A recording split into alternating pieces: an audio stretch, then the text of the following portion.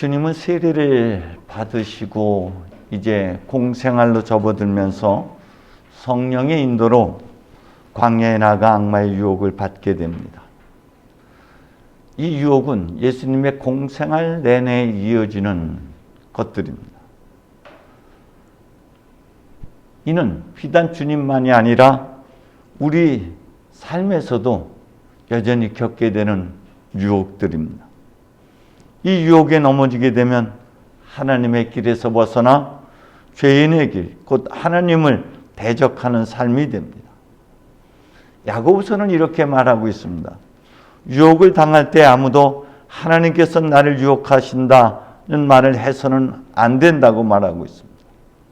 하나님께서는 악의 유혹을 받으실 분도 아니시지만 악을 행하도록 사람을 유혹하실 분도 아니십니다. 사실은 사람이 자기 욕심에 끌려서 유혹을 당하고 함정에 빠지는 것입니다.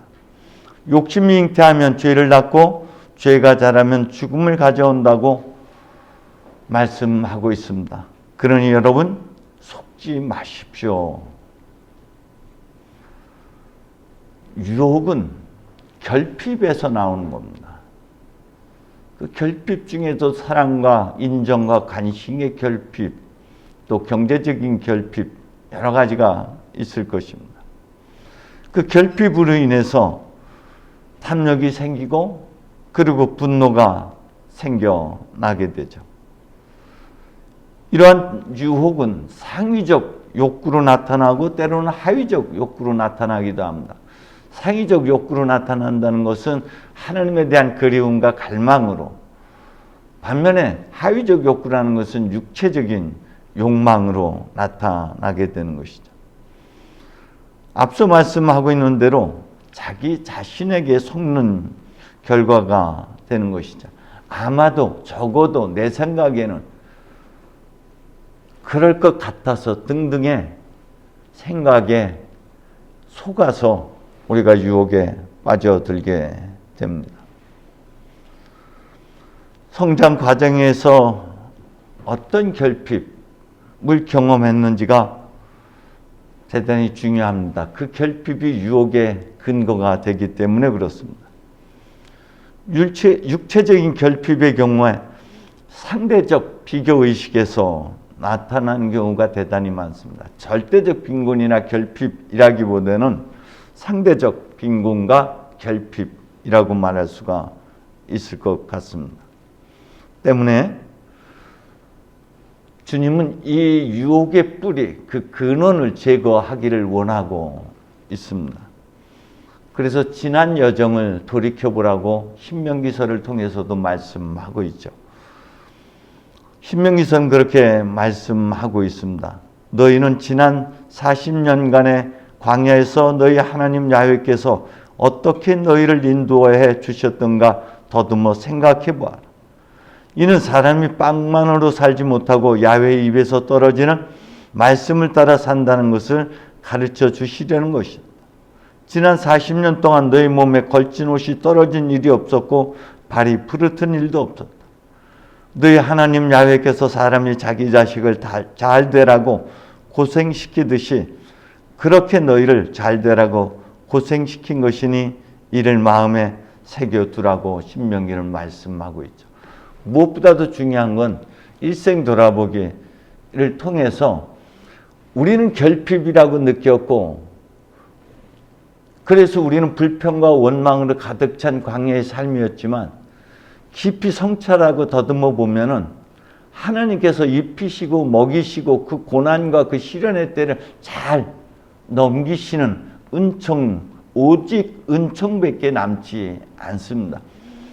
깊이 성찰해 보면 그것이 다 하나님의 사랑이고 그 고비를 통해서 우리로 하여금 한 걸음 더 영적으로 성장하게끔 했던 그런 기회들이었다는 것을 이제 깨닫게 되는 것이죠. 때문에 유혹의 뿌리를 제거하기 위해서는 자기 삶을 다시 한번 성찰하고 하나님 안에서 그때 내가 느꼈던 결핍이 사실이 아니라는 것, 하나님의 은총의 손길이 더 컸다는 것을 알아차리는 은총이 우리로 하여금 그 유혹을 이겨나가게 할 것입니다. 실질적으로 육체적인 욕구를 우리가 성취했다고 해서 거기서 만족하고 감사하냐 하면 그렇지는 않습니다. 속았다는 것을 알게 되고 허탈하고 공허하고 상실감이 더 클 뿐입니다. 삶의 여정에서 광야란 어떤 것을 말합니까? 광야의 시기는 외적인 광야라기보다는 내적인 광야를 말합니다. 예수님께서도 이 여정에서 세 번의 이 광야의 시기를 겪게 됩니다. 오늘 세례 받으신 후에 성령으로 충만한 가운데 그의 갈 길을 결정할 때에, 두 번째는 순환 예고 후에 주님께서 산에 올라가셔서 기도하시는 변화산상의 사건인데, 사실은 그때도 지극히 영적으로 메말랐던 시기들이죠. 세 번째 시기가 죽음을 앞둔 겟세마네 동산에서의 광야의 시기라고 말할 수 있습니다. 영성가들은 메마름의 시기라고 표현들 합니다. 하나님이 아니 계신 것 같고 모든 것이 공허한 것 같고 모든 무력감과 상실감을 느낄 때, 의미 없는 일로 가득 차고 고질적인 아픔과 모든 것의 상실성 등으로 인해서 겪게 되는 내적 아픔들 때문에 예수님께서는 5,000명을 먹인 기적 사건에서는 그의 정체성을 깨닫게, 그의 신적 근원, 그가 하나님의 아들임을 깨닫게 하는 것이었다면, 4,000명을 먹이는 사건에서는 그들이 길을 가다가 넘어질까 봐 라는 것에 근거하고 있습니다. 때문에 길을 가다 넘어지는 시기, 그것이 영적 메마름의 시기이고 광야의 시기라고 영성가들은 말을 하고 있습니다. 그 중에 2명만 성서에서 우리가 찾아보게 되면은 엘리야가 그렇습니다. 엘리야가 갈멜산에서 400명의 선지자들과 대립하고 승리하신 이후 그를 깊이 나락으로 떨어집니다. 영적인 메마름 속으로 빠져들게 되죠. 그래서 그는 쌀이나무 덤불숲에 이르러 거기에 앉아서 주님 저를 죽여주십시오라고 호소합니다. 그러자 하나님께서 그에게 먹을 것을 가져다 주고 그에게 다시 새 힘을 솟구치게 하셨죠. 그게 동굴 사건입니다. 두 번째 사람은 우리는 예레미야를 들 수가 있습니다. 예레미야도 그 길에서 얼마나 고달팠고 힘들었으면 하나님 당신한테 더 이상 속지 않겠다. 이제 다시는 주님의 이름을 입에 올리지도 않겠다라고 말합니다. 그랬더니 그러면서 그는 그런데도 불구하고 뼛속에 갇혀있는 주님의 말씀이 심장 속에 타올라서 어쩔 수 없이 다시금 손들고 맙니다며 그 시기를 잘 극복하고 다음 기회로 넘어가게 되죠. 또 한 사람이 있다면 대표적으로 사무엘입니다. 사무엘이 사울 왕이 죽고 나서 그도 영적 메마름의 시기를 경험하게 됩니다. 때문에 이 시기는 골방기도의 자리이기도 하고 내적 광야라고도 표현하기도 합니다. 분명한 것은 주님이 홀로 버려두지 않는다는 사실입니다. 하나님께 더 좋은 것을 주시기 위해서 우리 가까이에서 기도하고 계신다는 것이죠. 성령께서는 연약한 우리를 도와주십니다. 어떻게 기도해야 할지도 모르는 우리를 대신해서 말로 다 할 수 없을 만큼 깊이 탄식하시며 간구해 주십니다. 이렇게 성령께서는 하나님의 뜻을 따라 성도들을 대신해서 간구해 주신다고 말씀하셨고요. 로마서 8장에서도 예수께서 그러한 우리를 위해서 기도하고 계신다고 말씀하고 있습니다. 영적인 이 메마름 광야의 시기는 하나님의 사랑을 다시 깊이 체험하는 시기인 것이죠. 우리가 하나님의 얼굴을 볼 수 없다. 마주 볼 수 없다. 하나님의 은혜의 한복판에 있을 때 이게 은혜인 줄 몰라요. 그러나 돌이켜 생각해 보면 주님은 하나님의 뒷모습만 볼 수 있는데, 그것은 우리가 뒤돌아서서 삶의 여정을 깊이 성찰하다 보면은 그때가 하나님의 사랑과 은총이 충만했던 현존 안에 내가 머무르는 때였다는 것을 비로소 깨닫게 되고 비로소 알아차리게 되는 것들이죠. 때로는 우리도 이 광야의 시기에서 불평과 불만을 드러내 보일 수도 있습니다. 때로는 주님의 손길을 뿌리칠 수도 있습니다.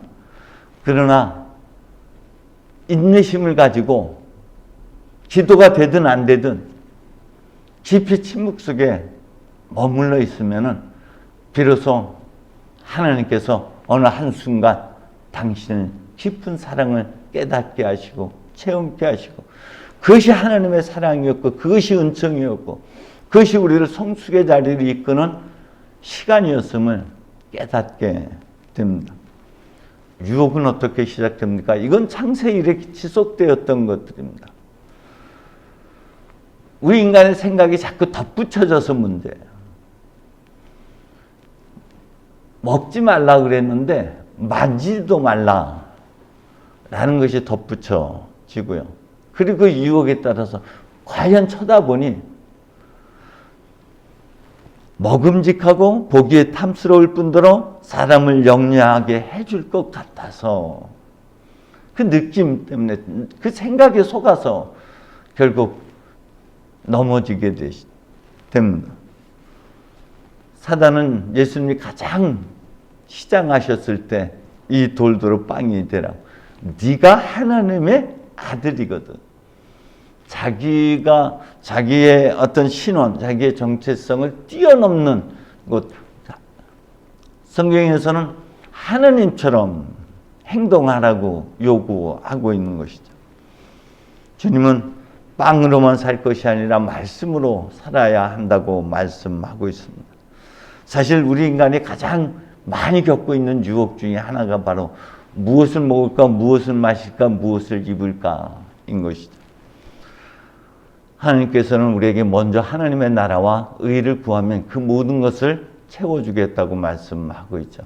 사실은 하나님은 우리가 구하기도 전에, 입을 벌리기도 전에 우리의 필요를 알고 있어요. 다만 우리가 하나님과 깊이 체험하는 시간들이 바로 기도이기 때문에 기도로 들어가야만 우리가 모든 유혹으로부터 벗어날 수 있는 것이죠. 이것이 쳐다보니 먹음직한 유혹입니다. 높은 데서 뛰어내리라는 것은 자랑이죠. 그것은 보기에 탐스러운 것입니다. 사람들로부터 이목을 끌게 하고 관심을 끌게 하고 자신을 드러내게 하기 위한 유혹들입니다. 우리는 하나님 앞에 드러나는 존재여야지 사람들 앞에 드러나는 것은 우리의 관심 밖으로 내려놔야지 됩니다. 우리가 거기에 집착할수록 사람들이 얼굴을 찡그리게 될 뿐이고, 우리가 하나님에게 더 집중할수록 사람들로부터 돋보이게 되는 것이죠. 마지막 유혹은 뭡니까? 영리하게 해줄 것 같아서 높은 데 모든 것에서 절하기만 하면은 이게 지배 욕구들이에요.